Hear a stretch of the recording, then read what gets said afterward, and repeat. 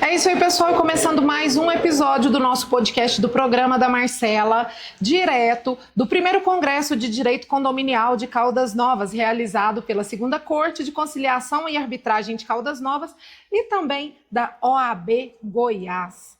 Comigo aqui hoje para falar sobre um tema interessante e que muita gente tem dúvidas sobre esse assunto está a doutora Gisele Moraes, ela que é advogada, especialista em direito condominial. E o nosso tema para a doutora Gisele são as assembleias de condomínio. Seja bem-vinda, doutora. Obrigada.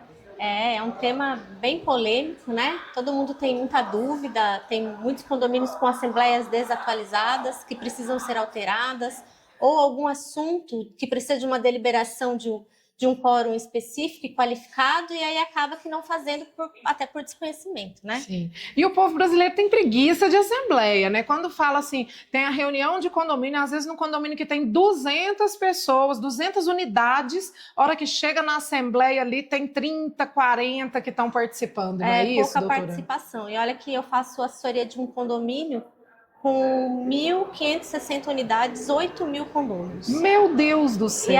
E o índice maior de participação foram 150 pessoas na Assembleia. Meu Deus, é muito pouco. É muito pouco. E às vezes esses 150, se você não sabe, eles vão decidir por você os rumos do condomínio, aprovar o orçamento, se sobe taxa, né? Qual o orçamento que vai ser usado, né? Essa é a importância da Assembleia, né? Tem que participar.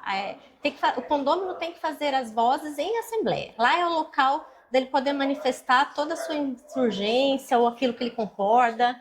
Mas essa Assembleia que nós vamos tratar hoje é uma Assembleia que ela veio de uma lei de 2022. O que acontece? Na pandemia, não podia existir o isolamento social. Então, Sim. As assembleias, elas precisavam acontecer, porque era síndico que tinha um mandato que estava se encerrando, precisava ter eleição de síndico, mas não podia se reunir. E aí os condomínios, eles passaram a realizar essas assembleias de maneira virtual. O que veio hoje como uma facilidade muito grande para o síndico em tomar decisões, né, e até de esclarecer os condôminos ali sobre o que está acontecendo, Sim, né? Até a participação ela chega a ficar maior, porque tem condômino que ou trabalha, ou nos horários das assembleias não pode participar e acaba não participando, e essa forma virtual acaba fazendo com que mais condôminos possam participar. Uma situação muito comum aqui em Caldas Novas, que é uma cidade turística, a maioria dos proprietários não residem em Caldas.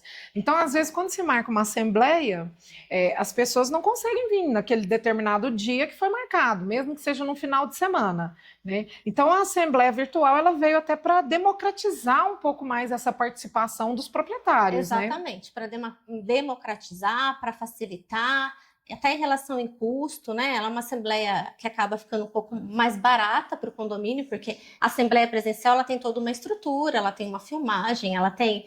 Hoje em dia a gente se fala em votação de forma eletrônica por empresas que fazem essa votação na hora, de forma mais transparente. Então ela tem um custo maior, né? Ela tem que envolver toda a administradora, todo o corpo gestor num local físico. Muitas vezes o condomínio não tem nem espaço físico para fazer essa assembleia. Às vezes tem que alugar um salão, né? Um espaço maior. Exatamente. Então, em 2022, a lei surgiu para regulamentar e regularizar essas assembleias. Tem um nome, né? Você me falou que é assembleia em sessão permanente. Isso, são as assembleias virtuais em sessão permanente. E como que ela é feita? Ela é convocada, normalmente, não precisa constar do edital que ela vai ser em sessão permanente. Por quê? Porque na hora da assembleia, então precisa de um quórum qualificado, uma alteração de fachada, que exige 2/3, por exemplo. E aí a própria assembleia vai perceber que no momento não existe aquele quórum, até pela lista de presença. Aí o presidente da assembleia, ele passa para os condôminos deliberarem se eles querem que aquela assembleia continue em sessão permanente, para que se atinja esse quórum tão importante para uma decisão tão importante. Interessante. E aí, assim, os condôminos deliberam que sim, que eles aprovam que essa assembleia continue em sessão permanente, e essa assembleia, ela passa a acontecer em até 60 dias. Esse é o prazo que a lei determina. Não pode extrapolar esse prazo. Pode acontecer várias, mas não pode extrapolar esses 60 dias da primeira para a segunda. Então acaba que não fica sendo só uma assembleia. Às vezes tem alguma dúvida, tem que apresentar um projeto, Sim, né, demanda sim. algum laudo, alguma coisa, Ou então ele pode prorrogar esse prazo. Exato. Ou algum condômino que não pode participar dessa primeira, ele pode participar da segunda. Uma curiosidade também que é bacana de se comentar é o condômino que votou, que colocou sim na primeira assembleia. Essa foi a decisão dele. Ele pode mudar o voto na segunda. Ele não precisa repetir o mesmo voto. Então entendeu? ele tem eu acredito que um esclarecimento maior durante esse tipo de assembleia, porque ele vai poder tomar decisão com base nos dados que vão sendo apresentados ali e novas informações. Então ele pode mudar a opinião. Exatamente. Lembrando que os condôminos que participaram da primeira sessão, eles já saem convocados de data e horário para a segunda sessão. Isso é um requisito da lei também. Uhum. E aí ela pode acontecer e repetir várias vezes até 90 dias. Só tem que respeitar os 60 dias da primeira para a segunda. Mas em até 90 dias podem se realizar outras sessões, quantas necessárias para poder atingir o quórum. Então isso a gente pode chamar isso de uma consequência positiva da pandemia, né? Porque era uma questão que às vezes condomínios mais antigos não conseguiam fazer nada. O síndico queria fazer uma reforma, precisava, né? Não, nem queria, precisava fazer uma reforma, às vezes até estrutural, e não tinha condições porque nunca tinha quórum na assembleia presencial. Exatamente, né? Como tantos outros, né? Quer trocar a cor, né, do edifício. E dentre outras questões de atualização de convenção. Se coloca pastilha na fachada, se faz um 3D, que hoje está usando muito, né? Exatamente. Ou até fazer uma repaginação da recepção, que às vezes tem uma recepção muito antiga. Precisa atualizar, e são coisas que o síndico precisa ter, como ela disse, um quórum, né? Uma participação mínima ali dos condôminos, e talvez numa assembleia física, presencial, nunca conseguiria reunir para que se resolvesse. Exatamente. Então... E nessa época, o síndico poderia acionar, por exemplo, na justiça para que fizesse ou não? Até poderia, mas até o judiciário, na época da pandemia, também não tinha um entendimento firmado sobre isso, né? Então, acabou-se que deixaram acontecer, mesmo que sem lei, informalmente, até pela situação mundial. Mas... que foi tudo muito, assim, muitas questões para resolver, né? E todo mundo ficou, cada um na sua área, tentando se adaptar, né? Foi a época que, assim, mais ligações o escritório recebeu de dúvidas diárias de síndicos. Fecho espaço comum, posso fechar, não posso. Faço assembleia, pode fazer virtual, não pode, como está o entendimento? Então foi um período bem complicado para quem atua nessa área, nesse momento de pandemia, mas que, graças a Deus, a gente passou, né? Veio, assim como o estudo, né, em casa, né, aquela coisa online, ele veio para facilitar, né, também. Sim. Então, foi uma consequência positiva e uma evolução, né, que precisava, ela era necessária, e que talvez não se deixava para depois, ou não pensava numa solução. Exatamente. Porque não tinha aquela pressão, né, necessária, né, que precisasse. E era muito difícil, quase que impossível, né? Com o número de participantes da Assembleia, atingir um quórum desse tamanho. Essas assembleias de sessão permanente, que são virtuais, elas servem também para casos assim de eleição, de síndico, prestação de contas? Então, pode ser feito também, né, na primeira Assembleia. Mas eu não indico. Principalmente a eleição de Assembleia Geral Ordinária, eleição de síndico, prestação de contas, porque como é feita a primeira ata, é uma ata parcial, existem situações numa Assembleia Ordinária, às vezes uma eleição de síndico, troca o síndico, você precisa levar isso a registro para que a conta do condomínio não seja bloqueada. Sim. E aí você tem mais 60 dias para realizar a segunda Assembleia, a segunda sessão. Aí às vezes fica aquele período ali... com situações sérias, né, e importantes, porque colocou tudo numa mesma assembleia. Então, eu não recomendo, até pela prática, em colocar assuntos de deliberação de uma assembleia ordinária com uma assembleia em sessão permanente para atingir um quórum. Mas essa eleição de síndico, ela pode ser feita de forma virtual? Ou não? Pode. Só que tem que ser definido naquela data, ela não pode prorrogar. Não. Ah, não, deu empate aqui, a gente vai definir depois. Isso não existe. Isso não existe. A Assembleia em Sessão Permanente, ela é autorizada somente para atingir quórum em deliberação específica, quórum Entendi. específico para aquela determinada situação. Que é, no caso, a convenção... Exige 2/3 para alterar a própria convenção, e aí não tem, e aí faz a assembleia para conseguir o quórum em outras sessões. E tem o regimento interno também, Regimento né? interno Que normalmente 1/3, né? Agora não mais, né? Não, agora o regimento pode ser alterado com maioria. Exatamente. O número de presentes, Exatamente. entendi. É bom a gente esclarecer isso, porque às vezes, quando a gente fala de convenção, muita gente confunde, né? A convenção com o regimento interno. Então, uma coisa não tem nada a ver com a outra, gente. Existem convenções mais antigas que ela traz o regimento dentro da convenção. Essas sim precisam dos 2/3 para alterar o regimento, porque o regimento Nossa, e aí ele às vezes coisa à toa Mas as mais modernas, o regimento ele vem separado, e aí não se exige o código. Mas se ele tiver integrante à convenção, dentro da convenção, aí precisa mesmo. Entendi. Então, o mundo está mudando e as leis aí para os condomínios também, né? Evoluindo e se adaptando às necessidades, né? De cada... Exatamente, para que possa fazer o condomínio funcionar, né? Para não engessar o condomínio. Vou entrar num tema polêmico ainda das assembleias. A gente levantou aqui em um outro episódio do podcast sobre a questão da inadimplência. Hoje, por lei, o condômino que está inadimplente, ele é proibido de votar e até, em alguns condomínios, até de participar, né? Sim. Mas o que dita se ele pode votar e participar ou não votar e não participar é a própria convenção.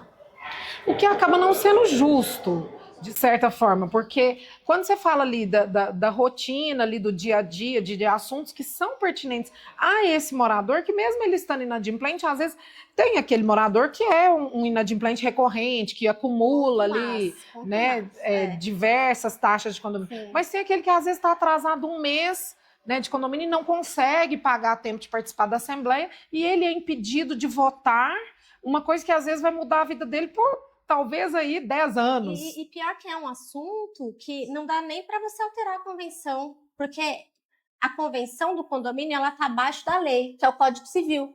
Porque o condomínio edilício, ele é regido pelo Código Civil, né? Então, e o Código Civil fala que o inadimplente não pode votar e nem participar. Então, não tem nem como alterar a convenção.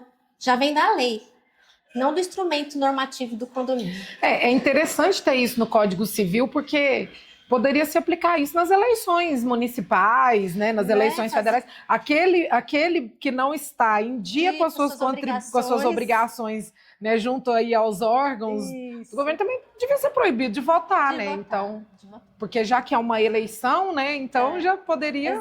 Exato. O que acaba já prejudicando o direito de escolha daquele cidadão também, né? Então, eu interpreto isso, posso estar errada, como está uma forma da própria Constituição impedir o direito.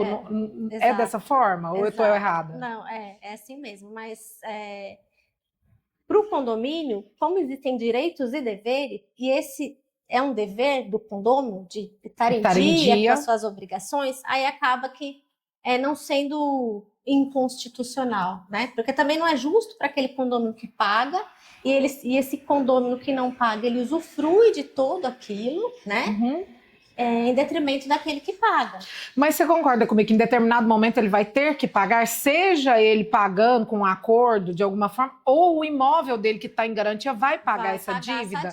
Então, se a dívida vai ser paga de qualquer forma, ele vai pagar, não importa como. Porque hoje, pelo que eu entendi aqui nesses debates nossos, nesse podcast, a dívida, ela é garantida pelo próprio imóvel. E a dívida de condomínio, ela toma até o imóvel que a família mora. Pode ser o único imóvel, diferente de outras dívidas, né? Que às vezes você tem uma dívida com o banco não pode tomar a sua casa. Inclusive, o débito condominial, além de ser próprio terreno, que é aquele débito que acompanha o imóvel, igual o IPTU, que acompanha o imóvel e não o proprietário, é uma dívida que está incorporada ao imóvel e não à pessoa, também existem outras situações. Por exemplo, existe uma súmula do STJ dizendo que o débito condominial, ele tem preferência até pelo débito hipotecário. Se o condômino deve para o banco e deve para o condomínio, o condomínio tem preferência na hora de receber até o banco. E quando acontece uma situação dessa? Porque agora me veio uma outra dúvida aqui, né? Olha como que é complexo. A pessoa está devendo ali o condomínio, o imóvel tem preferência de pagar o condomínio, mas ele é financiado para o banco ou para a própria construtora. E aí o condomínio leva esse imóvel a leilão e alguém compra esse imóvel, ou o próprio condomínio fica com esse imóvel para garantir essa dívida. A dívida para o banco e para a construtora, como ela vai ser paga? Primeiro paga Ela o continua condomínio. para o antigo? Se sobrar, aí paga-se os demais. Tá, mas supõe não, eu entendo que o imóvel ele passa para outra pessoa. A dívida para a construtora ou para o banco, ela transfere também para o novo comprador ou ela continua sendo do antigo morador? Ela transfere, porque é uma dívida que acompanha o imóvel, ela não acompanha a pessoa. É uma dívida, é como se ela tivesse grudada no imóvel. Então, se esse imóvel é vendido para o José, ele é da Maria. Então, Sim. ela é a proprietária dela. O outro comprou, o outro arrematou, a dívida é dele. Exceto se no edital do leilão, se for por leilão, constar que a pessoa adquire sem nenhum débito. E aí você vai cobrar do anterior. Então tem que avaliar a situação, tem que avaliar o caso concreto. Como é que foi feito, se houve um leilão, o que consta do edital. E no caso, por exemplo, de uma ação onde o juiz determinou que aquele imóvel vai a leilão. E nesse leilão ele não foi vendido. E aí o condomínio tem a posse daquele imóvel. Pode adjudicar para si. Isso, o condomínio vai pegar aquele imóvel para si e vai falar, não, a gente vai alugar ele mensalmente aqui ou para temporada para custear as despesas do condomínio e ir quitando essa dívida, sim, por exemplo. Sim. Aí a dívida da construtora ou do banco passa a ser do condomínio? Não. Nesse caso, não. Aí o banco perde. Não, aí o banco vai acionar a pessoa. O antigo comprador. O comprador o antigo... é que fez isso aí são hipóteses, porque a gente né? Existem inúmeras. Se abrir um leque gigantesco, né? Ele pode ter feito um contrato de alienação fiduciária, ele pode ter feito um contrato com o banco, dizendo quais são as responsabilidades dele junto ao banco. No caso da alienação fiduciária, por exemplo, que é o caso mais comum hoje no Brasil de se adquirir um imóvel, né? Mais popular, vamos falar assim. É que agora ela teve algumas alterações. Mas pode perguntar. Aí o condomínio pegou aquele imóvel para si, a alienação fiduciária era garantia da dívida para o banco. Aí mudou o dono por causa da dívida do condomínio. E quem paga o banco? Quem deve, quem assinou, quem é o... Então a pessoa perde o imóvel e ainda continua devendo. Ainda continua devendo. É exatamente isso. Olha só, isso tem que tomar um cuidado enorme. É complexo. De alienação fiduciária. Tem que tomar um cuidado. É bastante complexo. É isso aí. Doutora Gisele, muito obrigada pela sua participação. Imagina. Foi muito esclarecedor. Um tema polêmico que nós trouxemos aqui, né? Assembleias de condomínio, aquelas que você que tem um imóvel em condomínio fala assim, eu não vou participar, não gosto de assembleia. Tá aí, ó, para saber mais, ficar por dentro. Hoje tem essa opção da assembleia virtual em sessão permanente, né? Exatamente. Vou deixar esse espaço para suas considerações finais. Eu acho que o condomínio, ele é um ente despersonalizado que há algum tempo já ele tem sido gerenciado e tem sido cuidado de uma maneira mais profissional, né? Sim. Acho que até por isso que foi feito esse congresso aqui em Goiás, né? Excelente congresso, justamente para que se possa trazer informação de qualidade para todos os profissionais que atuam nessa área, e são diversos, existem administradores, existem engenheiros que atuam nessa área, existem contadores, porque agora existe a parte tributária condominial também. Então, hoje, o condomínio ele é visto de uma outra forma, de uma forma mais profissional, de uma forma com atuação dentro da lei. Então, realmente, é muito importante tantos cursos, as pós, como esses congressos, realmente, para mostrar para esses profissionais, para quem atua nessa área, que hoje a gente precisa estar qualificado para poder fazer com que o condomínio seja realmente um condomínio que segue as diretrizes legais, que está amparado e para que o síndico possa fazer com que os condôminos entendam a importância de se pagar uma taxa condominial, que é um Sim. condomínio que segue as diretrizes legais, que está devidamente constituído e que está fazendo as coisas de maneira correta. É isso aí. E para você, síndico, quando tiver uma dúvida, sempre procure uma assessoria jurídica, né, com responsabilidade. Não vai fazer pesquisa no Google, não, gente, pelo amor de Deus, nós não estamos mais nesse tempo, né? Procure um especialista para tirar as suas dúvidas, para não se colocar também em situação até de risco, né? Porque o síndico hoje responde civil e criminalmente pelas suas ações dentro do condomínio.